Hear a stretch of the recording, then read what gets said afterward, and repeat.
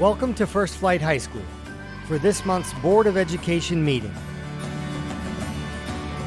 The mission of the Dare County Board of Education is to support the students and staff by providing the necessary resources and support to ensure that every student is successful.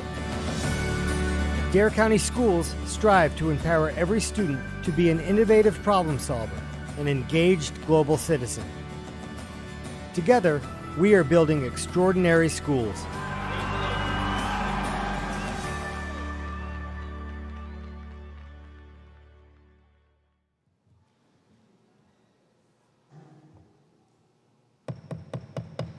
Good evening, everyone, and welcome to the Dare County Schools Board of Education meeting. It's June 8th, 2021, and we are at First Flight High School. The time is 5:06, and I'd like to call this meeting to order. And first, I just want to say it's nice to see faces in the audience. So welcome, everybody. We're so glad you're here. So if you will join me in a moment of silence.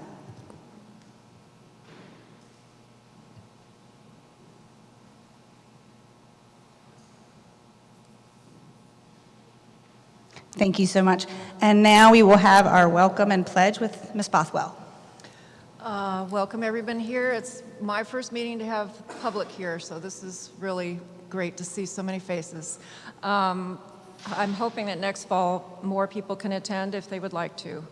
This has been definitely a eventful and challenging 15 months, but it shows how strong and resilient Dare County schools are. As per tradition, I would like to thank the many who have made this time go as well as it could. The central office, Dr. Farley, Ms. Kinzel, and all of the central office team have worked tirelessly during all of this. The ups and downs and changes that had to be made to stay within all the state mandates.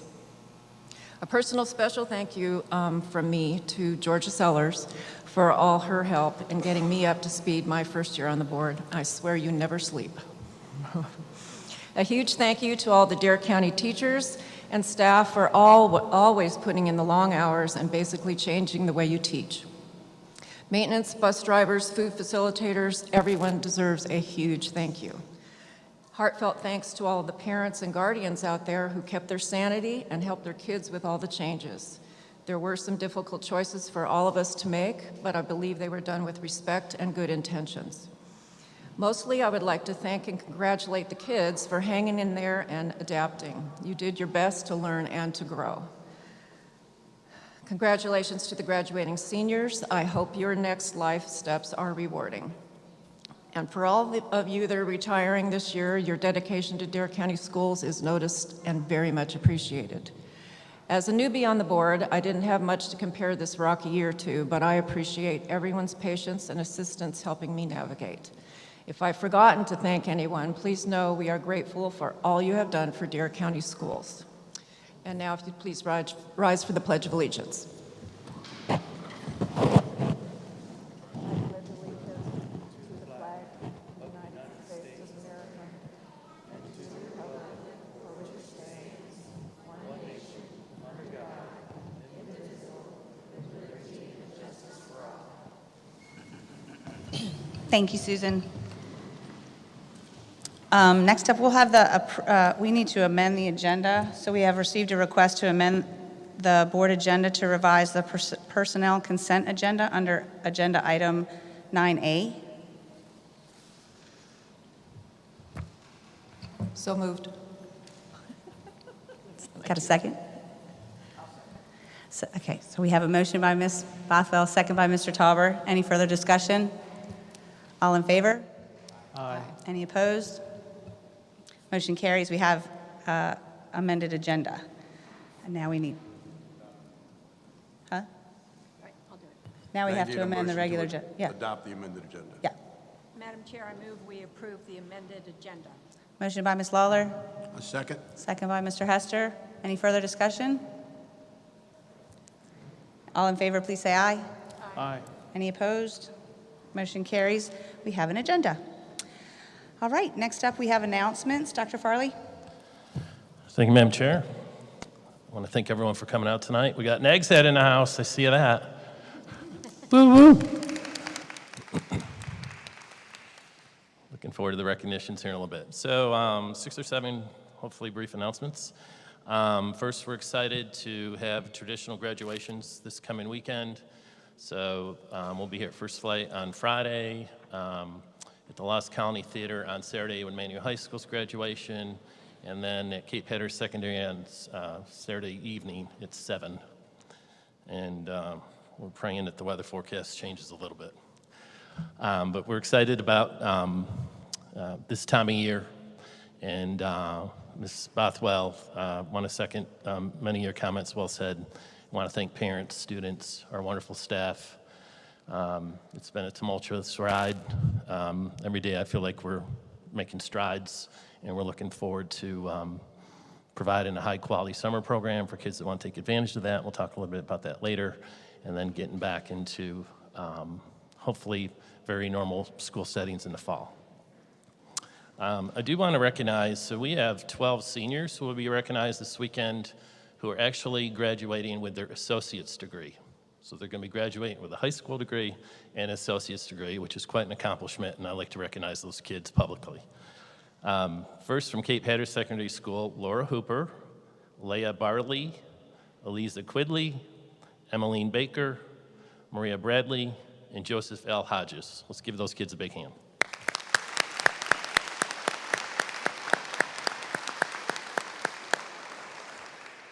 From Manio High School, Ricky Sue Bassnight, Jeremy Beasley, Catherine Daniels, Jasmine Encico, and Elizabeth Hodgson.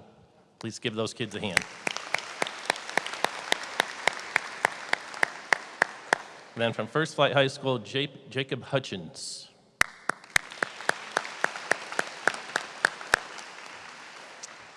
Next, I would like to thank our county commissioners. So they voted this past week to fully fund our $64 million operating budget, our capital outlay budget, and our CIP budget requests. So we're very thankful to the commissioners for their support. So there's been a lot of talk in education circles in the last couple of months about waivers based upon the outcomes of the pandemic, and there are several school accountability waivers that have come into place from the U.S. Department of Education, and then the state of North Carolina made an application to have several state indicators waived, and some of those are still moving targets, but there'll be no report card grades for schools, no academic indicators on report cards. There will not be identification of schools that are CSI or TSI. Those are comprehensive or targeted support schools. There's no 95% rule, so for those of you that don't know, there's a mark in North Carolina where you need to have 95% of the kids take an exam or an end of grade test or end of grade course.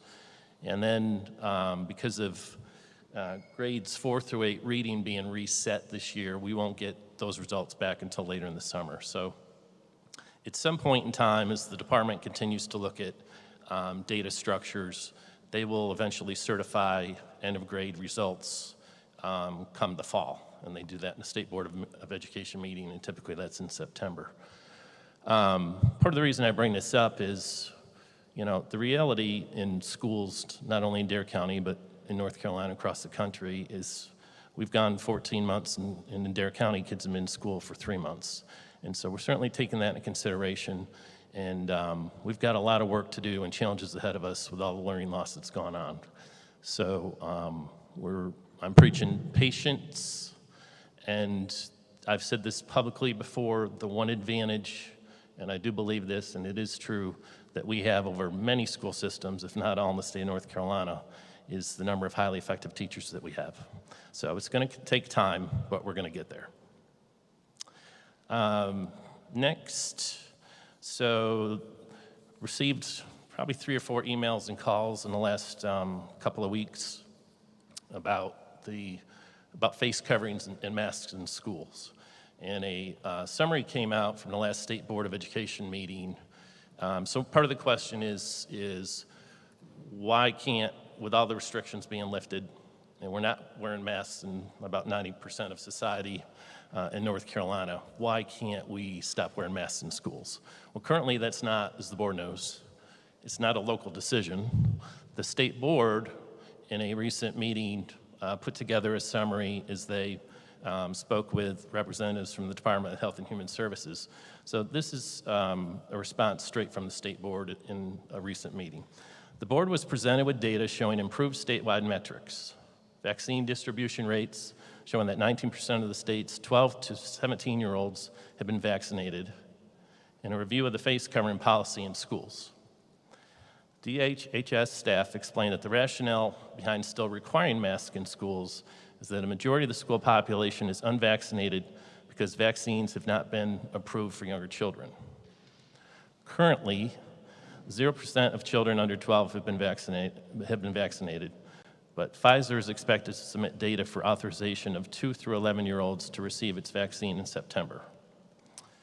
A certain Board of Education member expressed concerns about still requiring the use of masks in schools. When asked what metrics would prompt DHHS to recommend that children do not need to wear masks in schools, staff stated they will be looking at all metrics, including rate of transmission, rate of vaccine access for children, and risks versus benefits. The CDC continues to recommend mask mandates in schools, which was reiterated in a press conference that the governor had sometime last week with Secretary Cohen.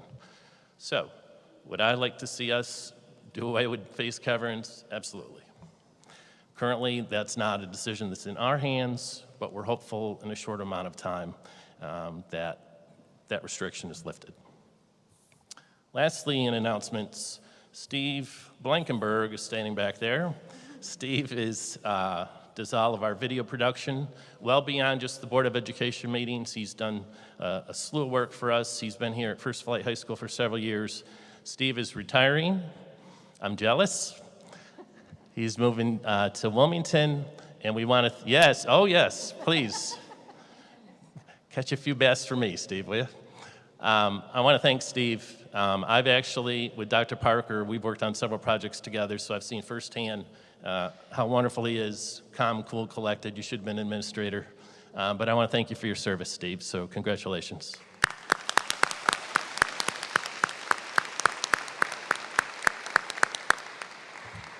That's all for announcements, Madam Chair. Thank you, Dr. Farley, and we are going to dearly miss you.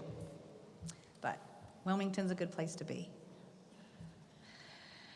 Next up, we have recognitions. Dr. Parker?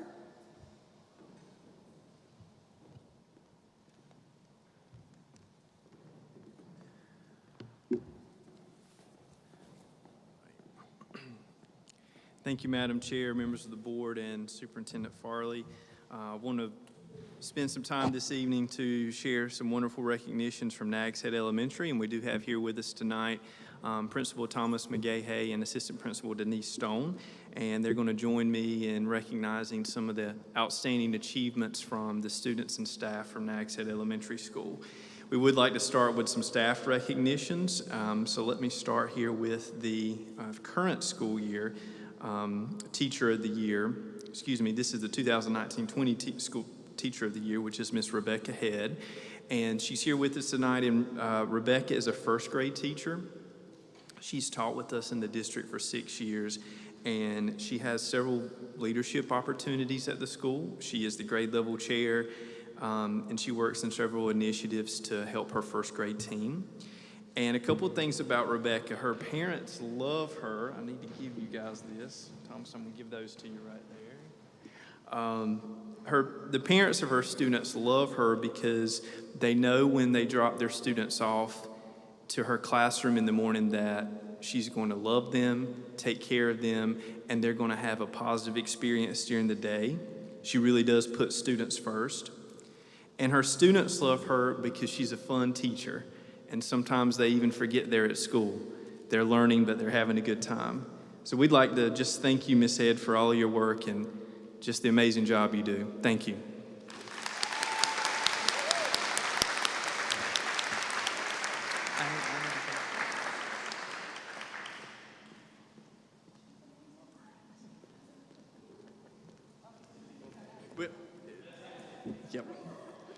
Madam Chair, we're getting back in the hang of this thing. It's been a year since we've actually recognized someone in person, so. We'll give you a little leeway this time, Dr. Parker.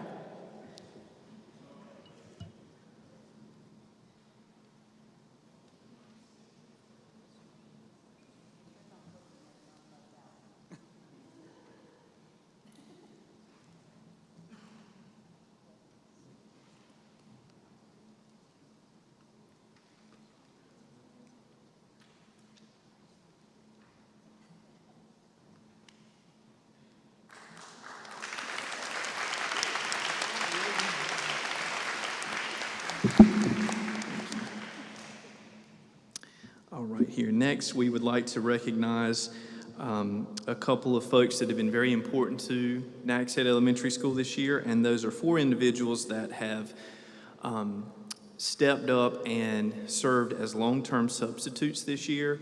As the board knows, we have allocated and moved a lot of our staff, and we've served students in the virtual school, we've served students in face-to-face, and so we had a need this year for additional teacher assistants, for additional folks to come in and serve in teaching roles, and we are so thankful of these individuals because they have served in those roles and have, in some cases, taken on teaching responsibilities, but have supported our classroom teachers in a way that they could do multiple things. And Principal McGahey was telling me about these folks that they really have stepped in this year and worn so many hats. Some of the folks I'm about to call out and bring before the board have come in and they have taught students. They have served as teacher assistants. They have covered other teachers' classrooms so those teachers could then have a planning time or go engage in other responsibilities. And that's just a small list of things that Principal McGahey has asked them to do.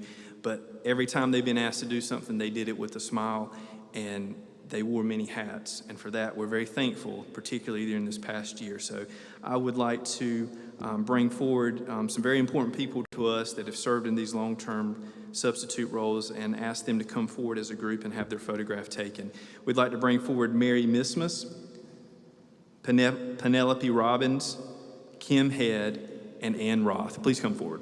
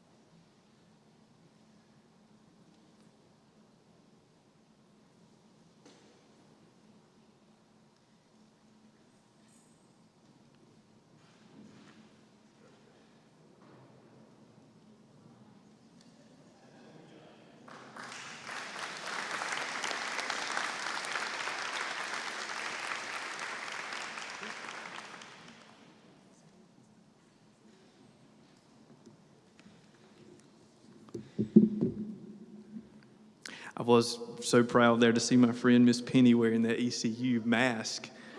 So she's a great person right there and a great school.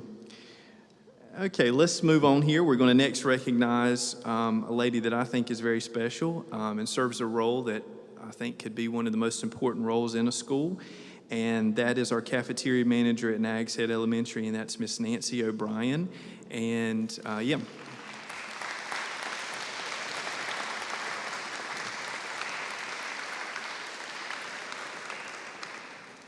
Nancy's been with us for 10 years, and our school nutrition director is here tonight as well, Kalita Govan, and I know Kalita could say some wonderful things, but Nancy's been with us for 10 years, and I will say, and I know Kalita will speak to some of this later on this evening, but our school nutrition departments have really stepped up and been such a tremendous and valuable resource to our students and our community during this year, and our cafeteria staff have been providing meals for students in the building.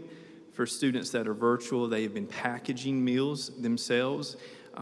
Nancy and her team have been delivering meals to classrooms because in many cases students weren't eating in the cafeteria. And so this has been a tremendously challenging year for our cafeteria staffs. But Principal McGahey was telling me that Nancy oftentimes is doing everything that she can with a smile on her face, and no matter what Principal McGahey has asked her to do, she and the team have found a way to do it. And sometimes Thomas was telling me that he would find Nancy working in the cafeteria sometimes by herself or with one other person doing the work because she sent everybody else to do other things. So Nancy's the kind of person that we need in all of our schools, and we're very thankful of everything you've done this year, Nancy. Thank you.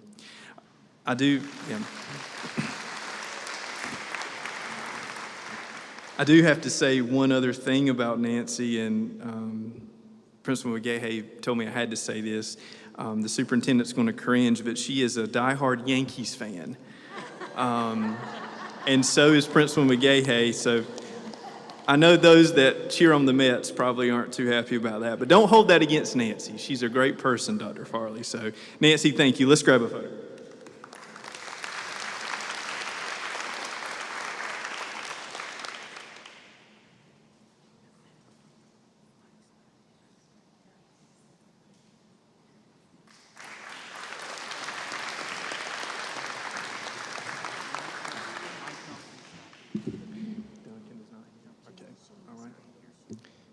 So then we've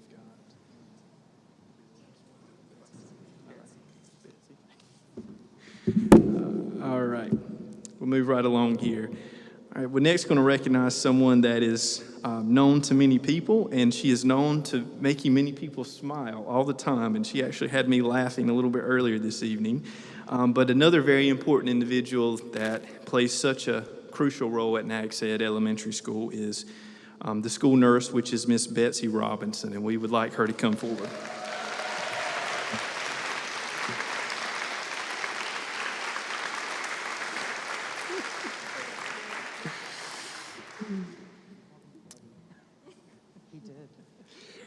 I got so excited to see her earlier, I called her Betty, and she quickly reminded me that it's Betsy. But Betsy's been with us for 16 years, and anyone that knows her knows that she just is such a fun person and has just a wonderful personality. And we always say around here that if you work in schools, you ought to be smiling a lot if you work with kids, and Betsy certainly is someone that does that and is such an important part of the experience at N.C.G.S for so many kids. So Betsy, thank you for everything. And like our child nutrition staff and like Nancy and the others we've recognized tonight, the school nurse has really played such a critical role in how our schools have operated this year. And so Betsy, I know we've asked you to go above and beyond and do a lot of things this year, and you've stepped up and you've helped us so much, so we appreciate that. Thomas was telling me that one of the things that the kids love about Nurse Betsy is, in addition to just helping them when they aren't feeling well and also making them smile, they always can expect to receive a peppermint when they come see her. And sometimes they'll come see her just to get a candy. So I thought that was cute. Betsy, thank you so much for what you're doing. We want to recognize you tonight.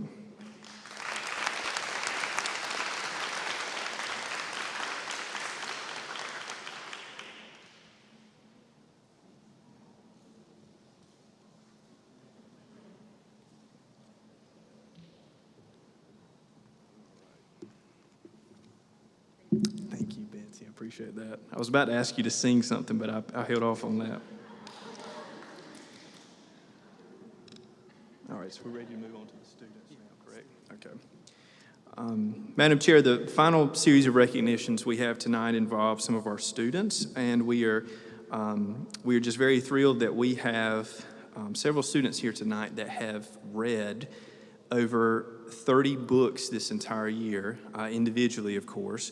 And these students are here to be recognized tonight because without being told they had to do this, they love to read so much that they just really couldn't stop reading.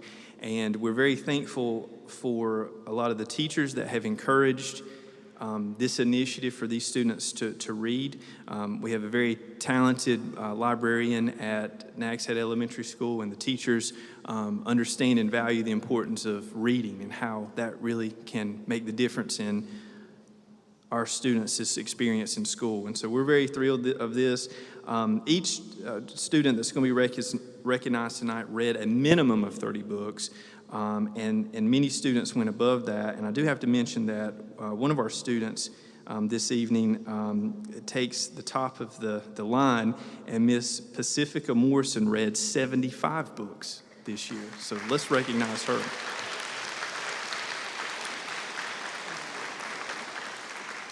I asked Principal McGahey, I said, did these kids do anything but read all year? And he said that they were some really great kids and some really smart kids. So we're really excited for this. So what we're going to do is we're going to call up each child And then if you would come forward, students, and stand with the superintendent and board member Bothwell, and then we will hold our applause to the end and cheer for everyone at one time. So let's start here. Students, if you would come and receive your recognition and come forward. We're going to start with Riker Sontag, Sarah Wisden, Josie Estinal, Kiana Collins, Donnie Dotzler, Sophia Cooper, Cecilia Gibbons, Colton Miller, Jacob Halleck, Daniel Tovar, Lily Mason, Kaylee Carroll, Ashley Kelly, Jacob Flora, Banks Foreman, Annalise Barbosa, Jocelyn Tovar, Roxy Martin, Gennaro Mayon, Sophie Townsend, Sean Bullock, Toby Kanthusas, Pacifica Morrison, Abby Pauls, Danny Trice, Karis Cruciano, Claire Kruk, Natalie Rowlands, and finally, Kiera Santiago. Please join me in giving a round of applause for these wonderful students.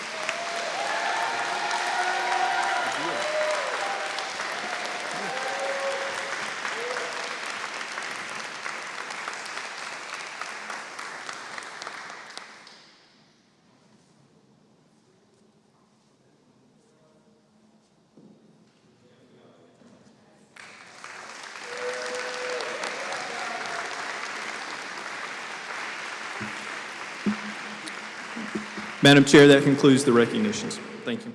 Thank you, Dr. Parker, and congratulations. That's quite an accomplishment, 75 books. That's a lot. Next, we have our instructional highlights, and this is probably the one thing we've missed the most, seeing like live. So, Kelly Flora. Good evening, Madam Chair, Madam Vice Chair, board members, and Dr. Farley.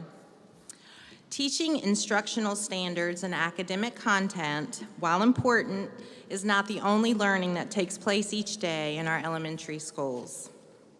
Life lessons and the importance of doing the right thing also takes precedence to shape our children into the adults they will become.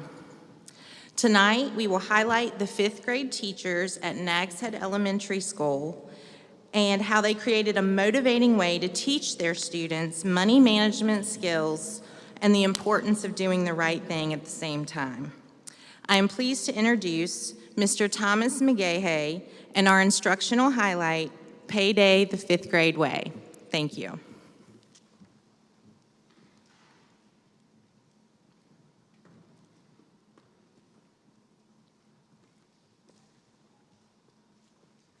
Good evening, Madam Chair, Madam Vice Chair, members of the board, Dr. Farley. It is a pleasure to stand before you this evening representing Nags Head Elementary School and the great wave riders, some who are sitting behind me.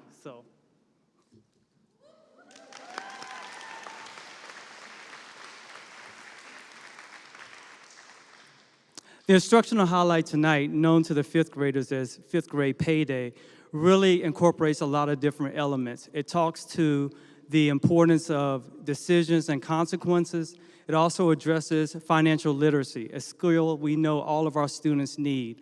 And it also highlights the tremendous support we have from our community stakeholders. Town Bank donated the checkbook registers that our students use to keep track of the money they earned based on their behaviors, their studies, and serving as role models for the other students in our building. So without further ado, I would like to present Payday.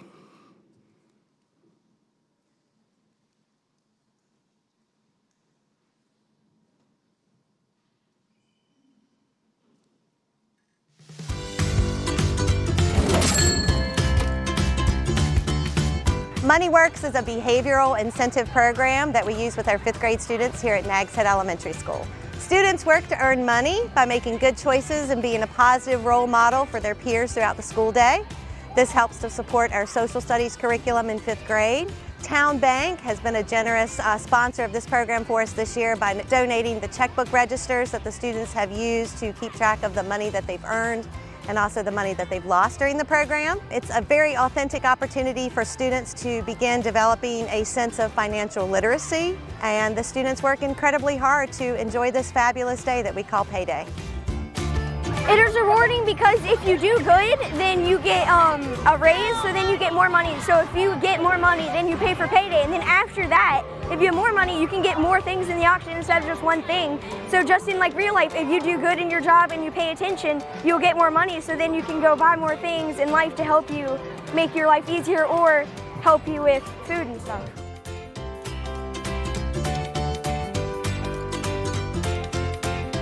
Obviously, it's really great that we're able to have this party for the 5th graders this year. They have it every year, and these kids are really looking forward to it. We weren't sure whether they were going to be able to pull it together, but we are, and we're so happy. And it's great that the kids are able to earn their ticket into payday and then be able to enjoy all of this together. The way you earn your money is if like you're on your best behavior or something, they'll give you money, the teachers will, and then you just have to add it to your wallet. This program also taught us how to manage our money by counting it up and adding it and subtracting it whenever you got some and lost some. So this is just another really great way that our parents and the community have come together with their businesses and donated things for the students, and the teachers have given us their time and their ideas just for the kids. This is a great program and it was an amazing idea.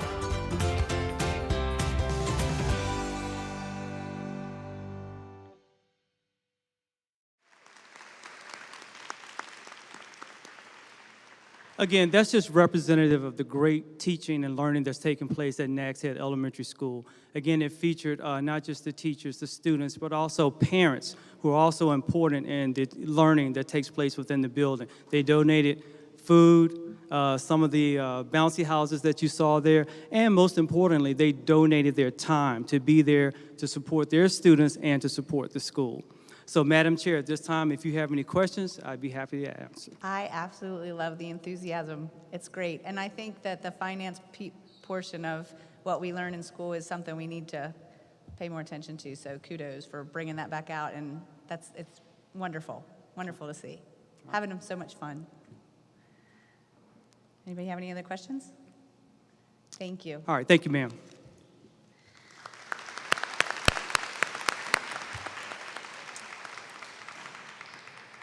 Next item on the agenda is public comment, and we do have some public comment tonight. Before we get started, I'd like to read our statement. The Dare County Board of Education welcomes the opportunity to hear from the public during its regularly scheduled meetings. This portion of the meeting is for the board as a whole to hear matters of interest or concern from the public. Public comment is not intended to be a dialogue for questions and answers or for impromptu board responses. The board may determine whether to provide information or responses to the public if it is necessary or appropriate at a later time.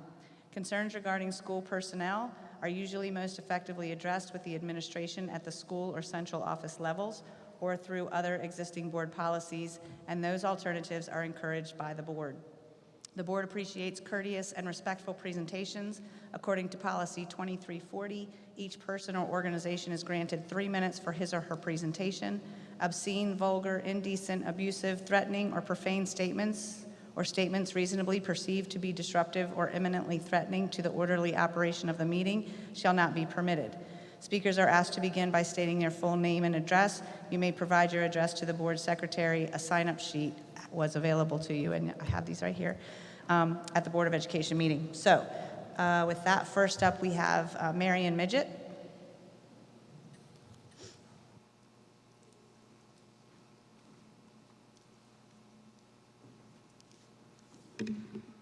Good evening. I'm Marion Midget. I'm representing the League of Women Voters of Dare County, and I'm here to present the 2021 Citizens Guide.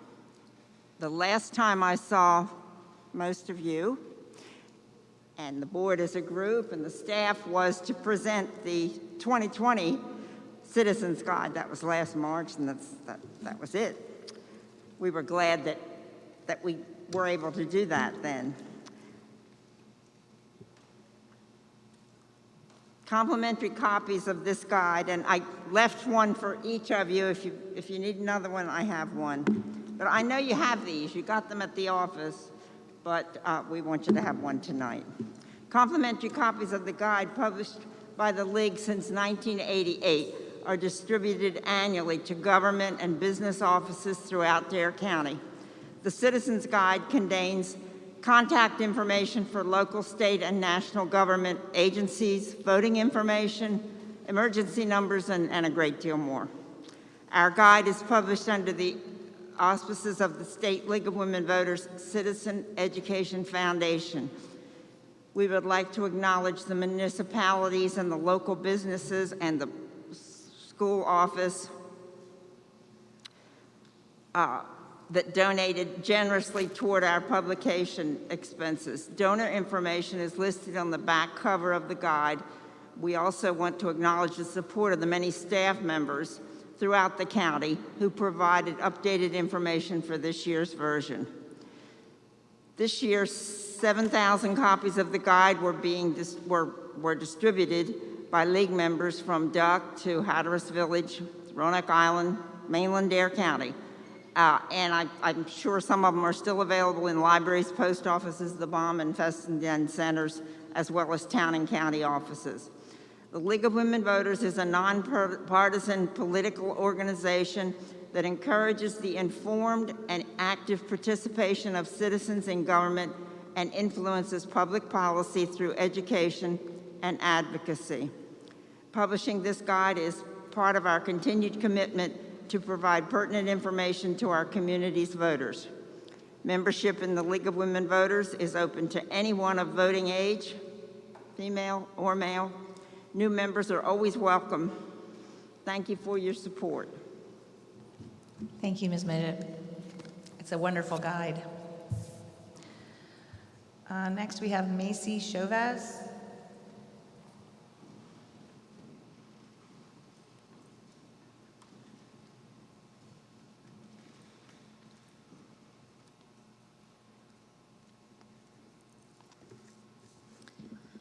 Thank you, Board of Education members, Dr. Farley. I stand before you in support of Pride Month. Pride Month is a time for the LGBTQ communities and their supporters to come together to spread awareness for these minority groups who have struggled and fought to be accepted for who they are. A month where we celebrate all people regardless of their sexual identity, orientation, and whom they choose to love. It is also a month to shine a light on the mental health struggles that are so prevalent in the LGBTQ communities. In a national study, 40% of transgender adults reported having made a suicide attempt. 92% of them reported that their first attempt occurred prior to the age of 25. Lesbian, gay, and bisexual youth seriously contemplate suicide at a rate 3 times higher than that of their heterosexual peers, and these rates only increase when a youth is in a highly rejecting family or environment. Children spend the vast majority of their time in the school and classroom. Feeling safe and accepted and confident in these settings is essential to the mental health of all children, but it is especially necessary for our LGBTQ youth. The fear of persecution due to their identity is very real. We can take steps every day to ensure our children know that they have a safe environment in DCS and they are protected and loved for exactly who they are. Not just during Pride Month, but every month, we should be celebrating, respecting, and accepting the diversity that is in our classrooms. No one student is more important or better than another based on any trait, but especially their sexual orientation or identity. All means all in Dare County schools. All children, regardless of their LGBTQ identity, have a right to equal education in this community. Dare County Schools is routinely one of the top performing schools in the state, and for that, this leadership here should be commended. Let us too be a leader in showing support and celebrating diversity and the importance of Pride Month as well. Remaining silent only supports the oppressor, never the oppressed. Thank you for your time. Thank you. Next, we have Janelle Dolan.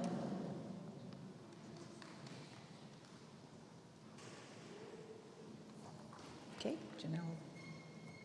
Oh, there you are. Are you coming? Go ahead.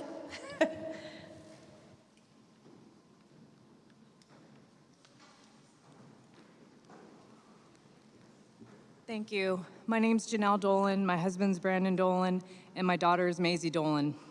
She was in the pre-K program last year, and she was supposed to go to kindergarten this year. And because of the mask mandate, I pulled her out. My daughter is healthy, and we even know that kids are not really affected by this COVID-19. Psychologically, I feel putting children in masks and teaching them to be afraid of their body, of their friends, is totally damaging. And I'm totally against that. And as a parent, you guys are working for us. You're teaching our children, and I don't agree with what's being taught with them right now with the masks. She will not be attending first grade if she is required to wear a mask or required to get a vaccination. She is healthy. She has a God-given immune system that works. Thank you. Thank you, Ms. Dolan.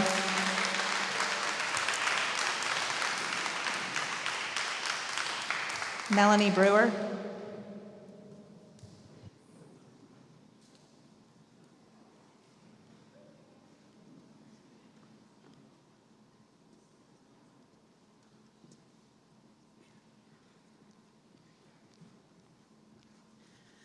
Hey everybody, I'm Melanie Brewer, and I took some notes while we were listening earlier. I was a nurse for 10 years in the medical industry, and really, if we're honest, that's what it is an industry. There's no, they're not trying to heal people, they're just trying to keep you alive to continue to get your money through pharmaceuticals. That's a whole different story. As a nurse, I went through 14 and then some different in-services from OSHA regarding personal protective equipment and the use of masks within the profession. During any of those in-services, healthy people never wore masks. Healthy people didn't wear masks because it became what? A fomite.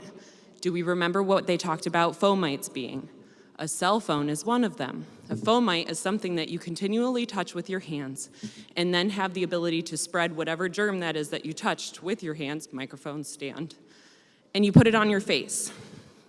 Then you're infecting yourself with the germs from your fomite. A mask is a fomite. A mask is a fomite. A mask is something that people continuously touch. They continuously pull it up and down off their face. Children are susceptible to this because they don't stay where they're supposed to be. The masks that they're wearing contain millions upon billions of bacteria because they're constantly touching their masks to their face. The states that required mask mandates actually had higher levels of COVID passed within the population. Because they're required to wear masks, they become a fomite. Just like the previous person from the community, I can't remember your name, said, this is damaging to our children. And where is our freedom, liberty, and justice for all? That we stand here and pledge allegiance to this flag that speaks about freedom and liberty. Where is our freedom and liberty to make the decision of whether our children wear a mask to school or not? Where is our freedom? You guys work for us. Our tax dollars pay for all of your jobs, every single one of them. No one's here on a volunteer basis. When is someone or some school going to stand up and be the first school to say, no more? Thank you. When are we going to stand up? Because back in 1930s Germany, I'll take you on a little historical lesson, there were so many people trying to stand up and saying what was happening was wrong, and they were smited down and they were taken out of their communities and they were hushed permanently. When are we going to stand up and allow our families the freedom and the liberty that you force these children to say every single day with their hands over their heart? Where is our freedom and liberty to make the decision for our children? I guess do I still have a little time? Am I done? End of 3 minutes? Thank you very much. All right, have a great day. Thank you, Ms. Brewer.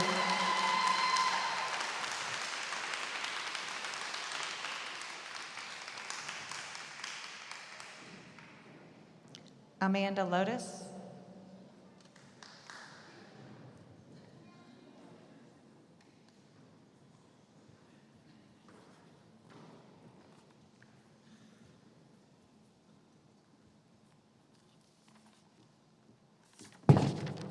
Hello, my name is Amanda Lotus. I live in Kill Devil Hills, and I have a son. He's 17. He's been through all 3 schools here in the Outer Banks. I just would like to say I'm so happy that people showed up tonight. This is so important. There are no randomized controlled trials with verified outcomes that show a benefit to healthcare workers or community members for wearing a mask. Masks block your oxygen intake, and it increases carbon dioxide. So it doesn't make sense that we're blocking our children's oxygen intake. That makes no sense. And as she just said, germs are everywhere. You go to a restaurant, have to put on a mask, step 5 feet, sit down, take off your mask. That makes no sense. Germs are all over the place. They go in through our ears, through our eyes. If masks were so effective, why didn't people use them during flu season? Coronaviruses are 0.1 micron in size. Masks filter particles to 0.3 to 0.8 microns. That's 3 to 8 times bigger. So these holes in the fabric, in the weave of the fabric, are bigger than the virus particles. Makes no sense. Healthy people do not spread illness. And Mr. Farrelly, you said that it's not a local decision. I beg to differ. What is more local than our children and our public schools and the parents' right to decide if their child is going to be masked or not? Parents need to be able to decide in this issue. Thanks so much for the opportunity to speak. Thank you. Gina Elko.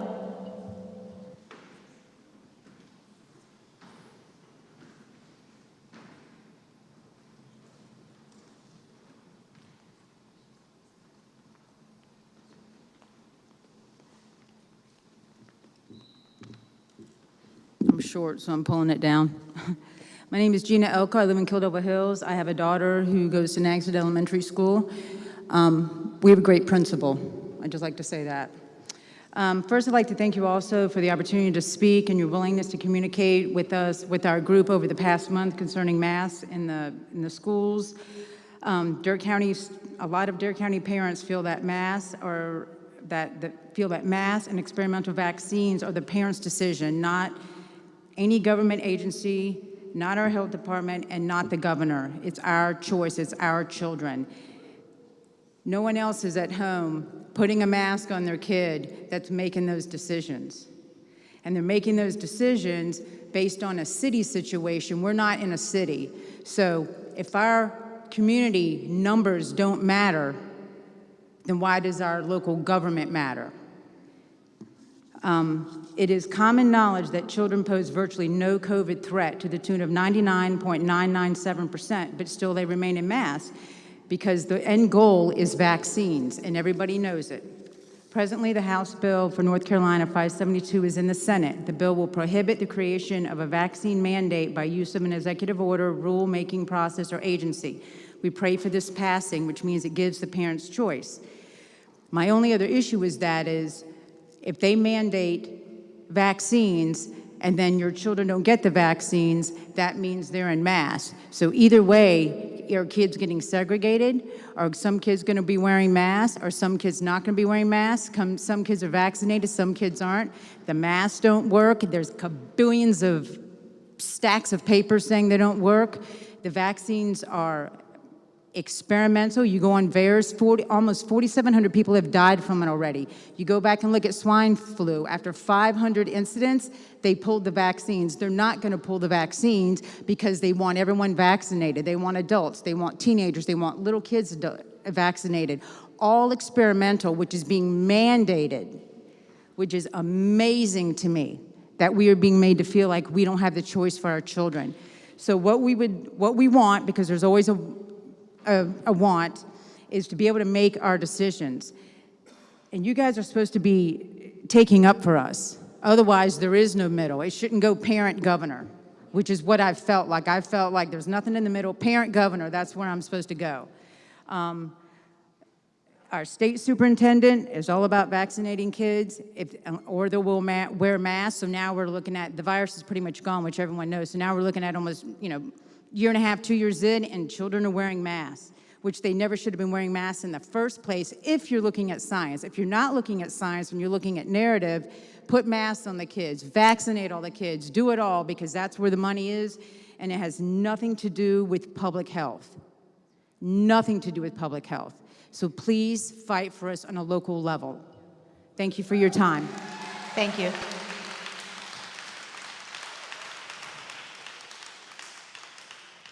Katie Morgan.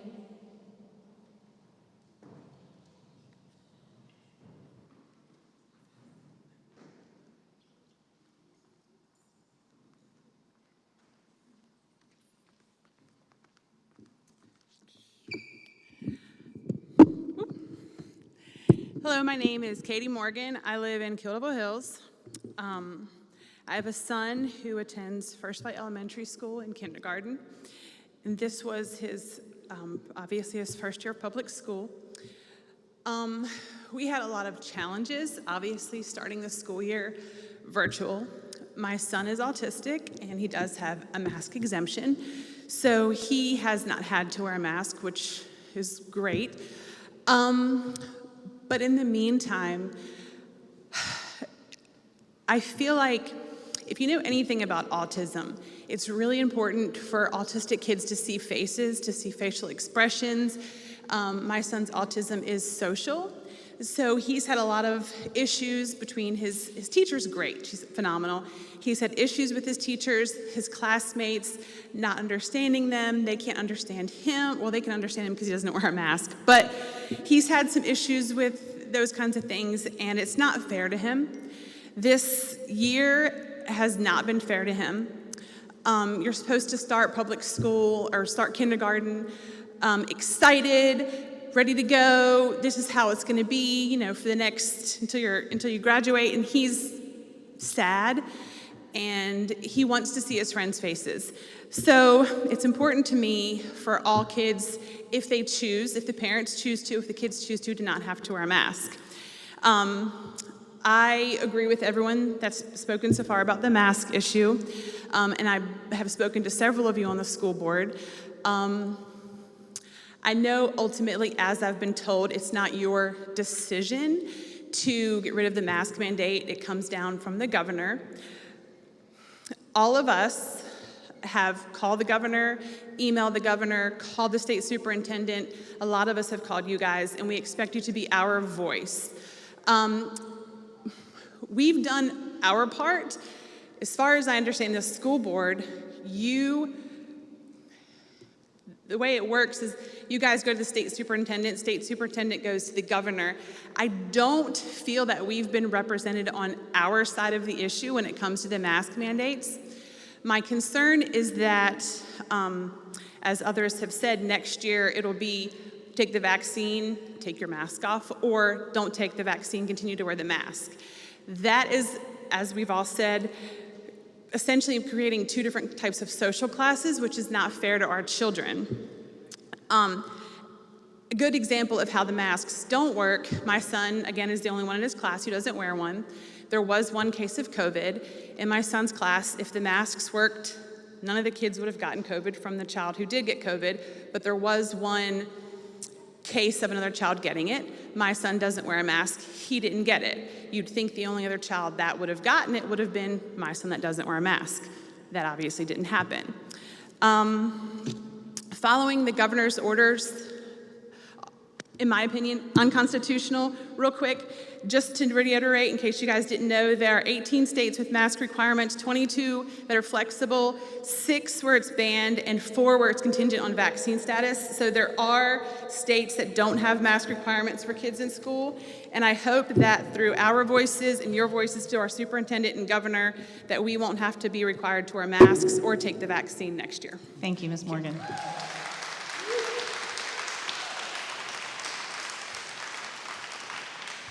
Bethany Doyle.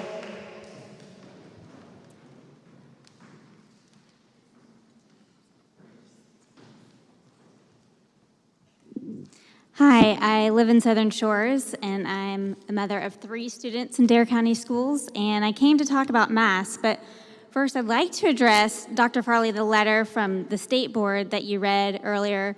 It was concerning to me how much emphasis they did put on the experimental injection, and I would hope that there would be another meeting, lots of other meetings before that happened, before those experimental injections were mandated for our children. And if they were, I'd just like to give you a heads up, I feel like I can speak for a lot of these people. There will be a mass exodus from the public school system if those injections are mandated. And even if it's a choice of you refuse the experimental injection, then your child wears a mask, again, I think the majority of us would pull our kids from the public school system. Even though we love, obviously we're fighting for these mandates to be lifted because we love the school, we love the teachers, we just don't agree with the science of the mandates being required. Like I said, I have 3 students, 2 10-year-olds and an 11-year-old.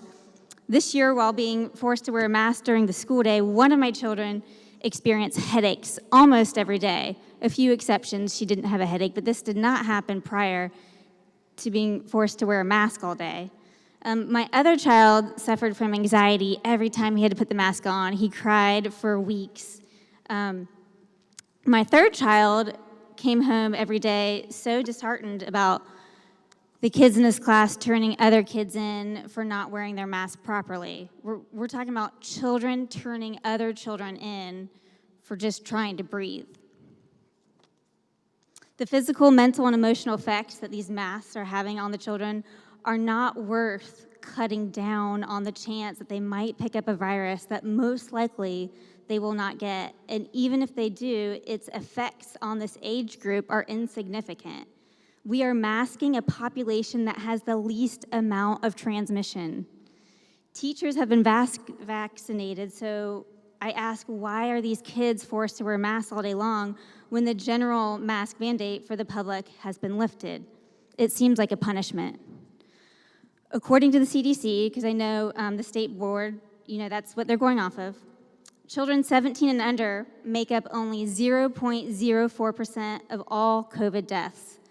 And according to the recently leaked emails from Dr. Fauci, he admits masks do not work to keep out the virus, and asymptomatic people do not spread the virus. I know that my personal opinion probably doesn't have much credibility, so I would just like to read one of Dr. Fauci's emails. Masks are really for infected people to prevent them from spreading infection to people who are not infected, rather than protecting uninfected people from acquiring infection.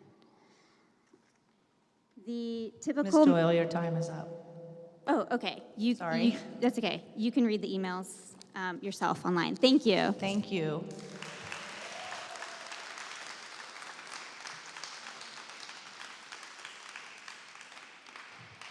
Josh?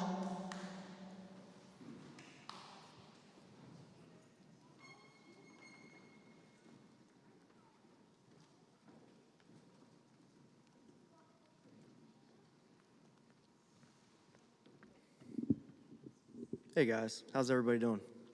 Good? All right. Well, thank you guys for everything y'all do. I've been thinking about a video that I have on my phone, and it is Dr. Fauci back at the beginning of this thing saying that masks don't work. I can show it to you afterwards if you want to see it, but actually, have you guys read his emails? The leaked ones? Yeah, they're pretty good. Did you guys read those? Yeah, they're pretty awesome. Yeah, but they don't work, and let me pull my notes up real quick. We pledge allegiance every day, like the lady said before. One nation, under God, our kids do this, with liberty and justice for all. All means all, not, like everybody, kids, adults, everybody. And to me, that means that we should have choices.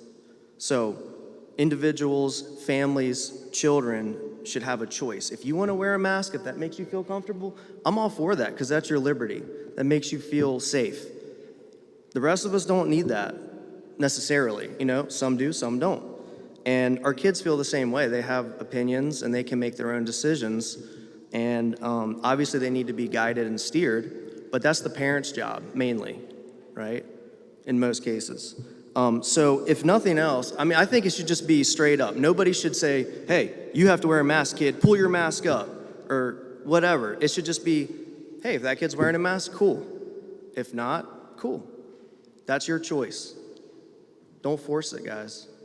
Seriously, this is our kids' liberties. This is America, freedom.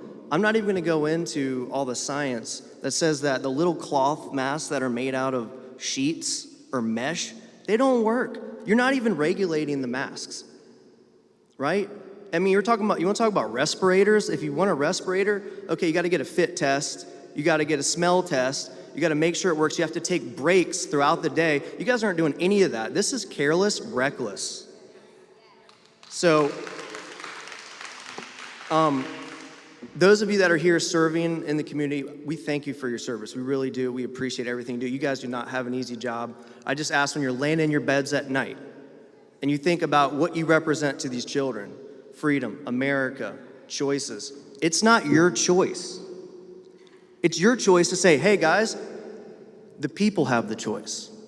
You're here to protect us. That's how you protect us. Let us make our own decisions, okay? We're smart. We know what we're doing, all right? Thank you, and I think that's all I got to say. All right, bye.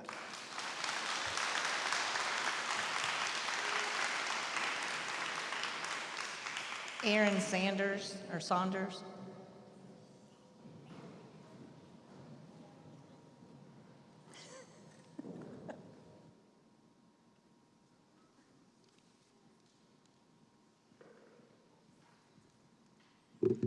That was my brother. My name's Aaron Saunders.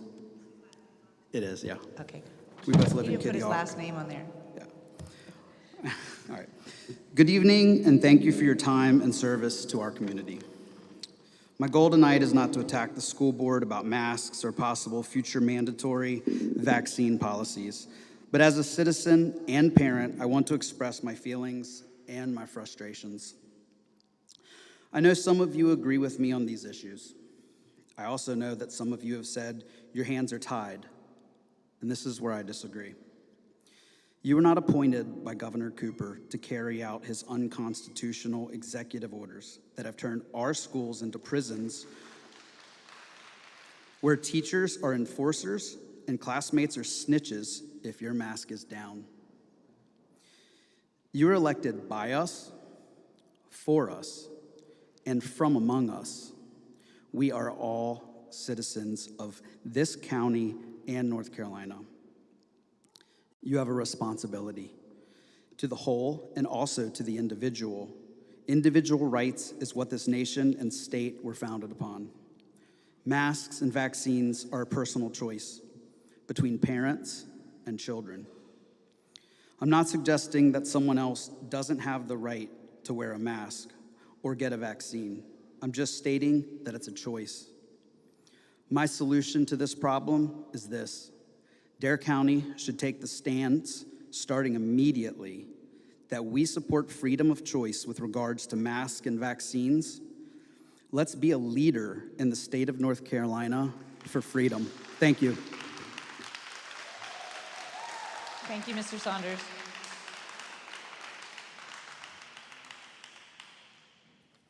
Next, we have Amy Scarborough.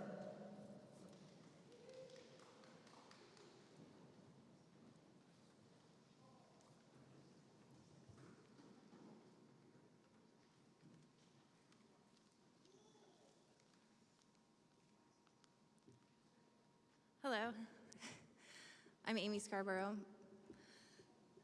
My son Nehemiah Scarborough is in the 2nd grade at Nags Head Elementary.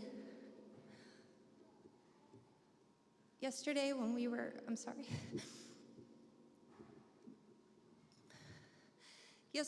riding our bikes on the bike path, my son passed his teacher, and he didn't recognize her because she didn't have a mask on.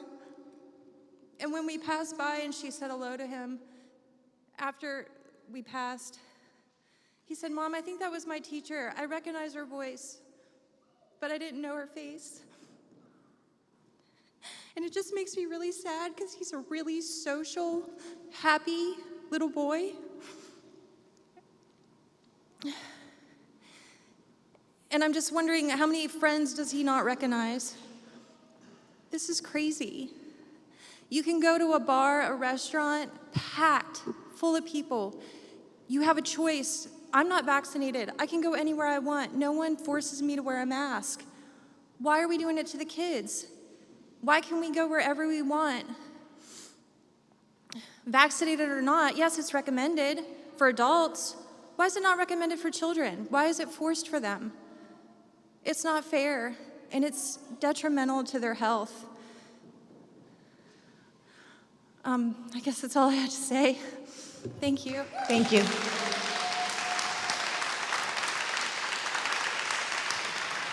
That's all we have for public comment.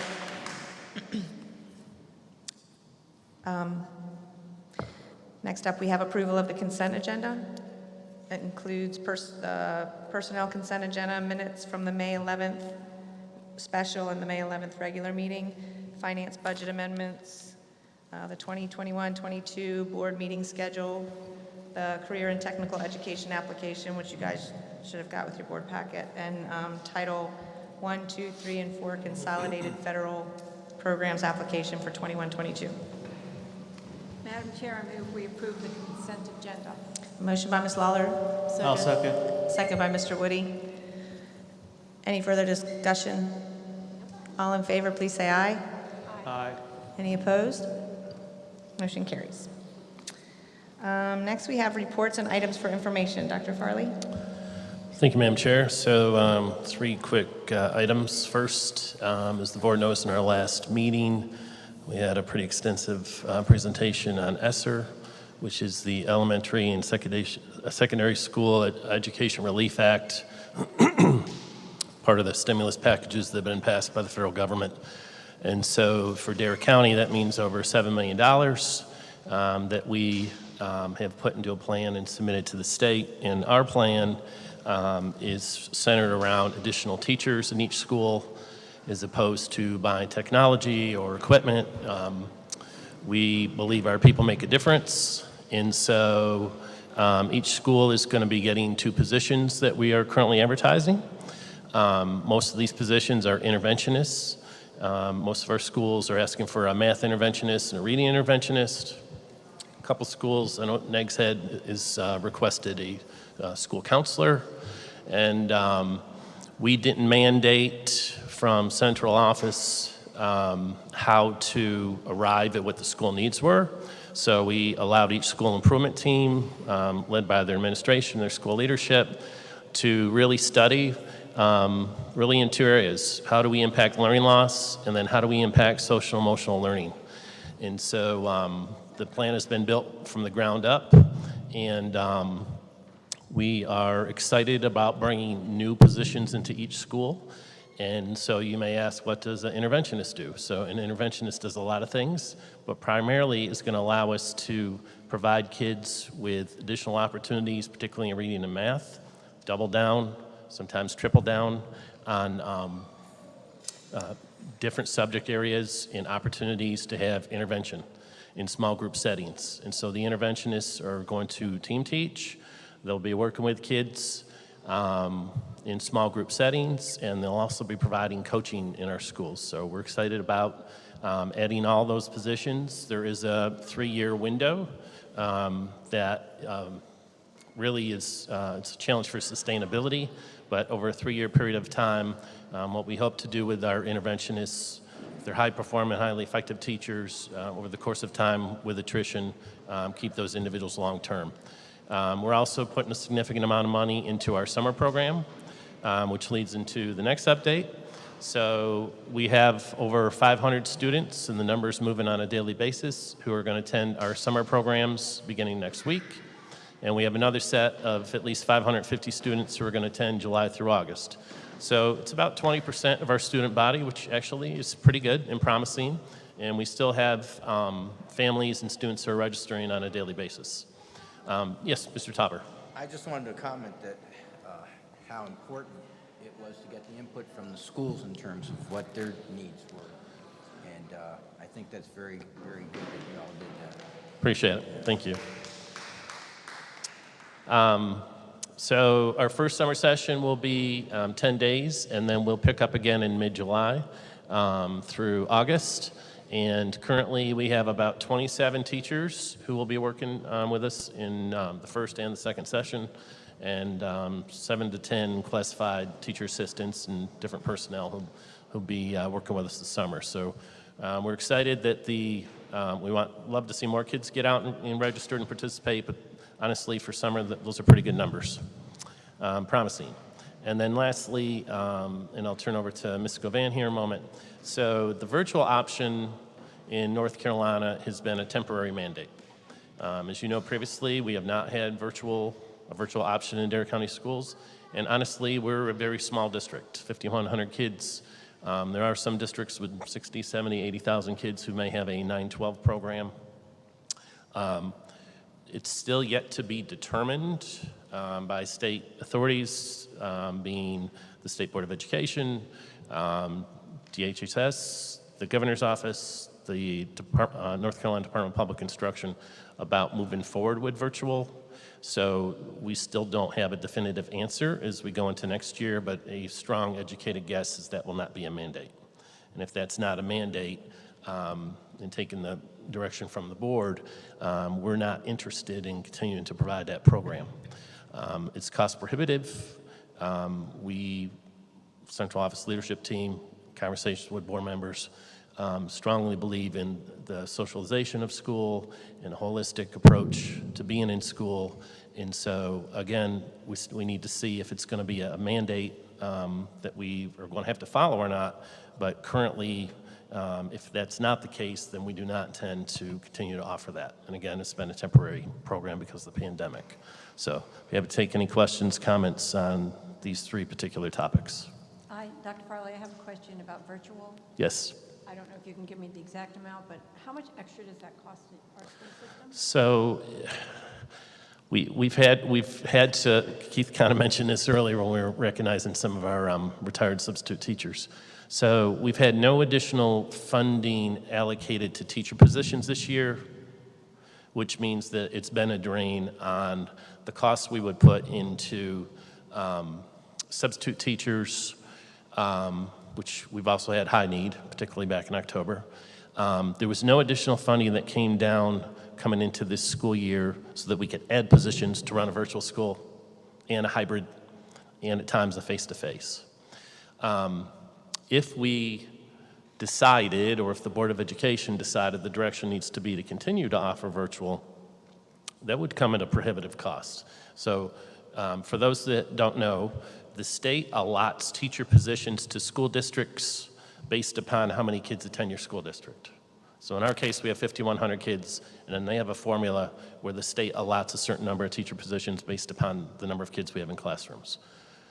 If there was the possibility of having a virtual school, we would have to open it up. Let's say we open it up K-12. Okay. There's little chance that 16 third grade kids at First Flight Elementary School next door, all of them want the virtual option. If they did, then we could take their teacher and that teacher could teach virtually. What would happen is we may get 2 from First Flight, 3 from Nags Head, 6 from Kitty Hawk, 3 from Cape Hatteras Elementary School to get to that 15 or 16, okay? If that happens, then we have to find a way to fund that extra position, because you still have all these students who have to have a teacher in front of them in their traditional setting. So for us being so small, it's really cost prohibitive, and we would have to sacrifice, I don't even know where we would have to go in cuts, but you're talking about programs, the impact kids, you're talking about personnel. It's not a sustainable model. And so there would be a lot of, besides the philosophy that we want kids in school settings, just from a financial cost standpoint, it's not manageable for us. And it would present significant challenges. In the reality, in the number of kids that have gone virtual this year, a lot of those kids, or 70% of them who've stayed, particularly when we came back in March, are kids who are already taking college coursework in our high schools. And so, you know, there's been a lot of medical associated or belief needs to have the virtual option. There's also been, in some pockets, with some of our kids' convenience. We'll see where this is still yet to be determined, and I think a lot of this will resolve itself, particularly in the next 4 to 6 weeks. So we will certainly keep the board and the community updated, but presently it's still yet to be determined at the state level. But I have to think that it will not be a mandate. Dr. Farley. Yes, sir. Frank Hester. Just, I hate speculating into the future because we don't Right. know what the future has. But as you're talking about a possibility that there would be no mandate, which I hope there will be no mandate, do you foresee that as maybe having some problems with someone trying to sue because that's not available anymore? If it's not mandated, does that alleviate us from? Well, I'll let the attorney speak to that. No. Go ahead. Right. I mean, somebody could try to sue, but they wouldn't have a case. Good. Thank you. Also, a follow-up to Summer, because I thought you would ask me this, Frank. You asked it the last time we had a conversation about ESSER, about school nurses and SROs in the summer. So, Sheriff Dowdy, being the leader that he is going to assign SROs to each of our schools.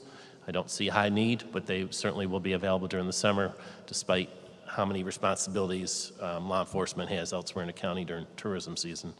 And we're working through a process. Sandy's working with Dr. Davies with the Department of Health and Human Services in trying to put together some funding from our ESSER funding and some funding from their ESSER funding allocation so that we could pay nurses. Nurses are only 10-month employees, and so they're off in the summer. So we're in recruit season with them, and we're trying to find a way in working with the Department of Health and Human Services to provide those positions. That's great. Thank you. Thank you.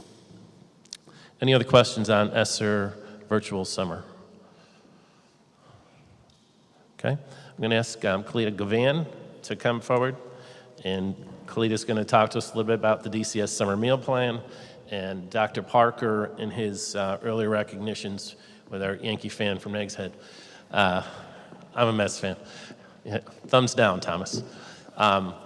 Keith eloquently touched on the work that our child nutrition staff has done, and it's been amazing work really since last March, led by Kalita and her managers and all the staff who've been on the front lines in various locations. I think we've been up to about 16 at one point. And so we have some good news about the continuation of our free summer meal program. Good evening, Madam Chair, Madam Vice Chair, Dr. Farley, and board members. I will share with you our meal plan for the summer, but before I start, I would like to highlight some praises for our school nutrition staff. As you know, school nutrition has been a critical part of children receiving meals during the pandemic, and the USDA's response to the emergency pandemic allowed us to operate the summer food service program and to provide meals for all children at free at no cost. During the pandemic, our top priorities were to provide meals to children at no cost, protect the health and well-being of our children, staff, and families, and social distancing and personal hygiene measures, and program sustainability. On March 16th, we transitioned from the National School Lunch Program to the Summer Food Service Program. The USDA allowed waivers for us to provide meals to children at no cost, and we were able to feed outside of our normal business model. And we were able to actually go and provide meals to children in different areas without having to be actually in a school setting. There were several waivers that the USDA had actually allowed us to use, but there were several that gave us the most flexibility. And non-congregate feeding was one of those, which allowed children to eat meals away from school. There was another one, mealtime restrictions were removed, and we were able to provide breakfast and lunch at the same time. And then parents were able to pick up meals for their children during the week. During March, March until now, we've done several meal-type services throughout the pandemic. We've had grab and go, curbside meals. We've actually delivered meals by the yellow school buses, and we provided weekend meals. We have a few wow factors that I would like to share with you. In Dare County, we have served over 537,000 meals since the pandemic. Our school nutrition staff have worked nonstop throughout. This includes spring breaks, over the summer, and Christmas breaks. We were able to use the yellow school buses to distribute meals throughout the county, which was able to provide meals in various locations, which will reach more children. Food for Thought and Beach Food Pantry came alongside of us, and they provided weekend meals during the school year over the summer. We actually secured other resources with donations. We had coolers donated by Kellogg Supply, by the Dare Education Foundation. We had sweet treats that were donated by Patty Bakes and muffins. PepsiCo donated muffins and snacks. We received grants. We received a grant from the Dairy Alliance and Carolina Hunger Initiative. We actually secured other resources and outreaches for our families in Dare County.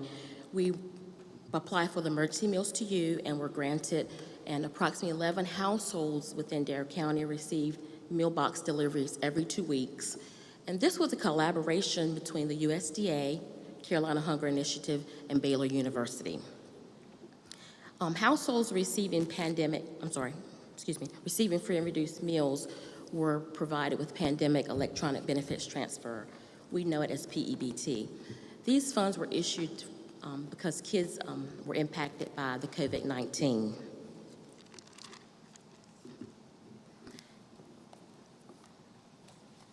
This summer, we will, of course, school is almost out, and we're going to gear up for summer meals. We'll operate the Summer Food Service Program. As you know, hunger does not take a vacation, so we're ready to roll. We're gearing up and heading out. We'll operate the months of June, July, and August. June 14th through July 15th, we'll operate Monday through Thursday. And July the 19th through August 13th, it'll be Monday through Friday. All meals will be provided free for children 18 and younger.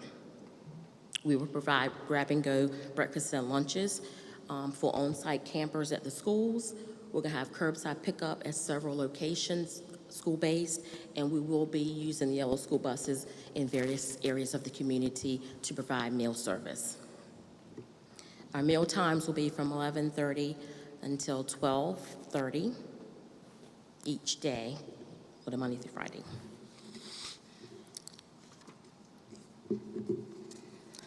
Several schools will operate will be Cape Hatteras Elementary School, Kitty Hawk Elementary, Mantia Middle, Manual High School, and First Flight High School, sorry.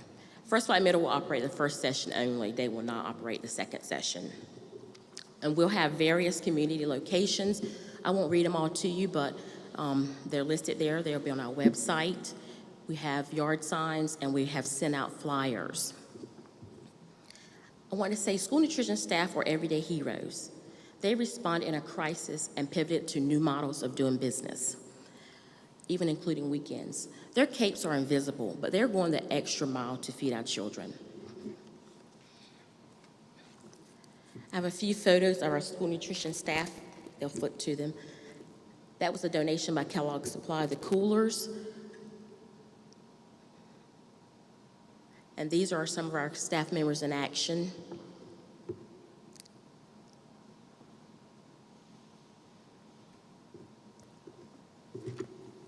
I would like to thank you for your support of the school nutrition program, personnel, and the children we serve.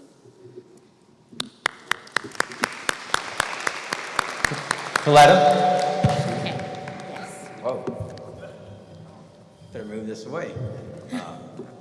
I'd just like to thank you and your staff for the job that you did. It was just incredible how y'all just picked up and delivered. And so, Thank you. Kudos. Thank you, thank you. They've done a remarkable job. Thank you. Is that it for reports? All right, next we have some unfinished business that we need to wrap up. Ms. Kinzel? Madam Chair, Madam Vice Chair, members of the board, Dr. Farley, good evening. At the last meeting of the Board of Education, I presented several policies for first read. I gave you a pretty detailed summary of each of the policies being presented for revision and consideration for adoption. I have received no formal or informal requests for changes or modifications, with one exception. One policy, which is the policy 3229R, student laptop user agreement. Mr. Schwartz has suggested that we add a bullet under the laptop usage fee that will read, fees may be waived or reduced for students who demonstrate an economic hardship consistent with our policy 4600, which is student fees. So I would recommend and ask that you consider adopting all of these policies, but this policy as presented with the additional language that has been suggested by Mr. Schwartz.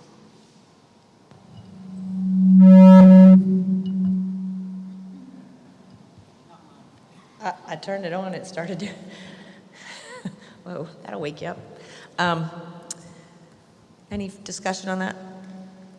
We've had a little while to look over these, and I'm absolutely in favor of adding that extra language suggested by Mr. Schwartz. Motion, we adopt the policies?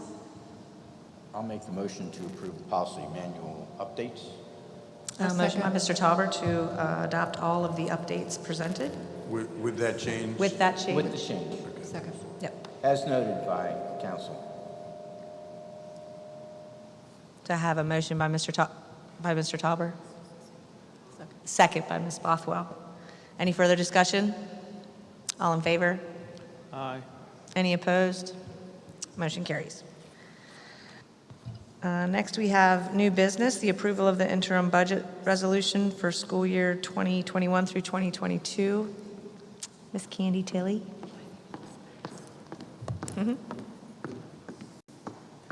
Good evening, Madam Chair, Madam Vice Chair, board members, and Dr. Farley.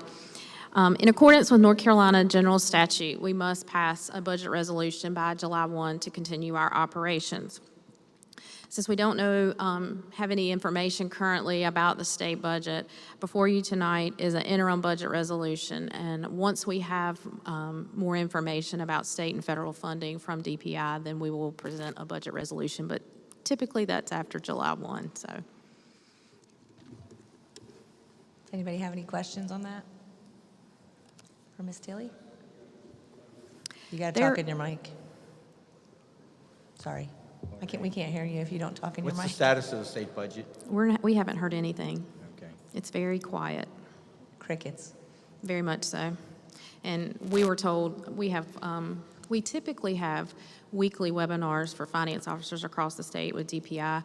We were told middle of May, once the budget season gets rolling, we'll go. We were doing every other week. We'll go to every week. We're still in every other week status. I've heard there's tremendous issues outstanding with the budgets between the Senate and the House. So. Yes. My understanding is they're a threshold. There's some discrepancy there.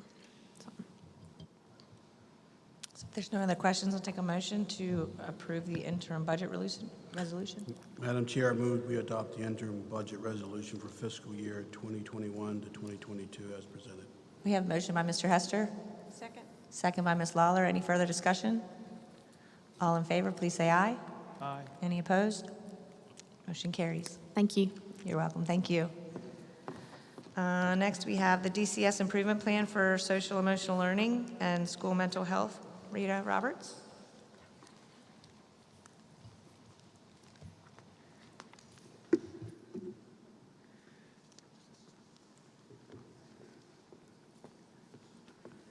Takes you forward right there. Okay, thank you.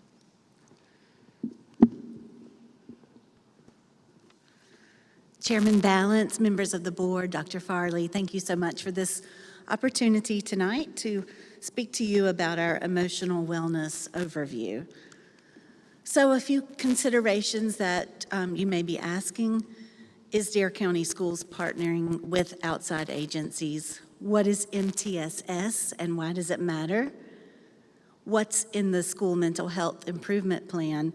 And what's new in emotional awareness and wellness for Dare County Schools? So first up, are we partnering with outside agencies? Absolutely. We have memorandums of understanding with PORT, Integrated Family Services, Pathways to Life Mental Health Services. We have a memorandum of understanding with Getting Ready Incorporated to establish a day treatment program at First Flight High School. We're very excited about that. An ongoing relationship with Mobile Crisis, and a presence on the Dare County Collaborative on Mental Health and Substance Abuse. So you may have heard the acronym MTSS. In education, we love our acronyms. MTSS stands for Multi-Tiered Systems of Support. And it matters because it's a school improvement model that we want to emulate. And I'll show you a few graphics that demonstrate why MTSS is important. On this slide, the most important thing on this slide is to see attendance, behavior, academics, and social emotional learning as all very important. So the emphasis now is on the whole child, and we recognize the relationship most of the time between, say, attendance and academics or behavior and social emotional learning. We're not looking at these issues in isolation. We're seeing them related to one another. So the second slide is another graphic that just shows another relationship between social emotional, academic, and behavior. This one I like because it shows the stair steps, and the best example I have is the analogy, if it's cold outside, you're gonna wear a sweater, but then you're also gonna put on a jacket and a cap. You're not gonna take the sweater off. And so we want our services to be double doses and triple doses instead of replacing each other. And those extra doses are very important. So what does MTSS look like for a student in crisis? First of all students receive core instruction. So we want our core to be differentiated. We want our teachers to be aware that not every student needs a cookie cutter lesson plan, that those interventions need to be specific to students and based on what the students really need. But then in addition to that, we have an MTSS coordinator who manages the Tier 2 interventions and the plans that the children are on. It's almost a clinical model where we measure the impact of the intervention and whether we need to increase or decrease or change altogether the dose. And so you might think, why would we need an MTSS coordinator?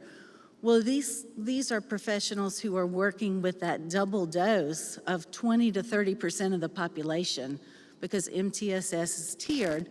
And so all children, 100% get the core, and then the 20 to 30% get the Tier 2, and then 5 to 10% get the Tier 3 services. And so we need people to manage that and then also to be available to directly provide those services, whether they're academic, behavioral, or social, or attendance related. So then you have a school counselor who is visiting all of the classes. And when I say school counselor, I mean guidance counselor. More often you hear the term school counselor instead of school guidance counselor. But these are professionals who are providing overall wellness, some intervention, crisis response. We have 3 school social workers who are doing a phenomenal job. They're addressing attendance concerns. We can't provide interventions to students who aren't in attendance, so attendance has to be addressed, and that usually falls predominantly to the social workers. They work with the outside referrals and the crisis response. And then also we depend on our outside agencies to provide the home services, outside counseling and therapies, and emotional interventions. So that brings us to the school mental health improvement plan, which we are submitting to the state. And it summarizes all of the initiatives we have around mental health, plus some additional features, and I want to just highlight the additional ones. In this new model, it's very important that we base our interventions on a needs assessment. And so there are 2 really interesting tools called the FAMS and the SHAPE that help us assess all of the initiatives that are happening. We also rely on social emotional learning screeners and Tier 2 intervention plans at each school. So every school in the district has a plan for how they are going to find students who are having difficulties in social emotional learning. And some of those are homemade tools and some of those are commercial products, but all of them have a very systematic way of addressing the students who are in need, whether it be academic or social emotional. Then we have aligned protocols among school counselors, social workers, and psychologists. We want the left hand to know what the right hand is doing. An emphasis on early intervention. We don't want to wait until a child is in crisis to provide an intervention. We want to promote wellness among all students and then help students as they present those needs to us.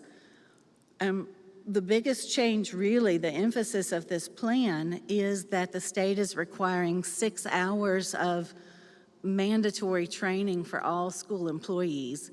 And so those topics are in suicide prevention, substance abuse, teenage dating violence, child sexual abuse prevention, sex trafficking prevention, and we have work groups formed this summer for online modules so that our employees can go through that training.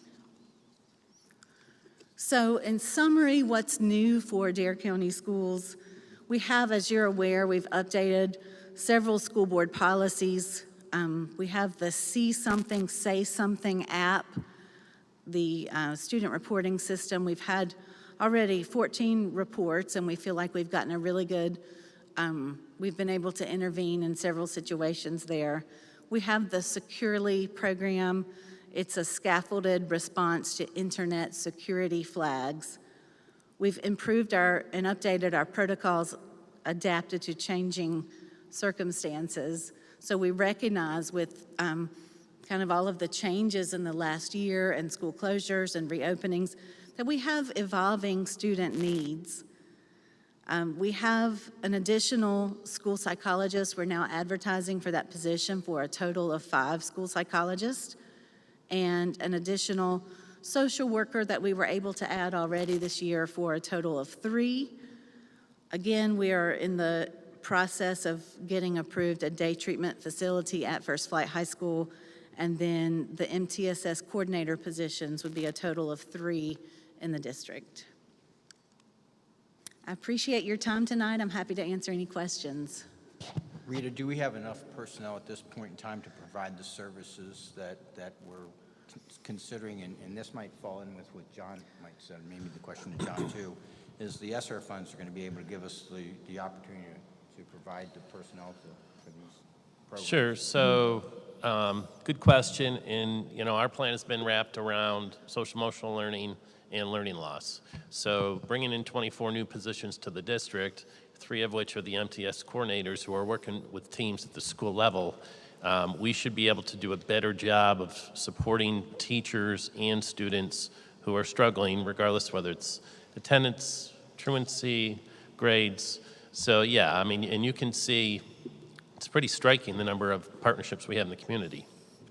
But to take it to the next level, Rita and Sandy and I sat in a meeting this past Friday with, there was just kind of ad hoc, Sheila Davies and I were on the phone, and we were talking about, she's been talking to pediatricians and the hospital and just kind of getting engaged in the community, and of course we play a big part of that, in trying to meet the needs of the community as cases and needs for counseling have spiked during COVID.